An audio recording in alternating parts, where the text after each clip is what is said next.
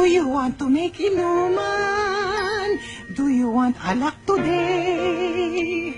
Do you prefer emperador or fundador or gin bulag today? O pwede ring rum cola o kaya vodka until tayo'y sumuka. Do you want to make inuman and pulutan natin suman? Okay, thanks, bye.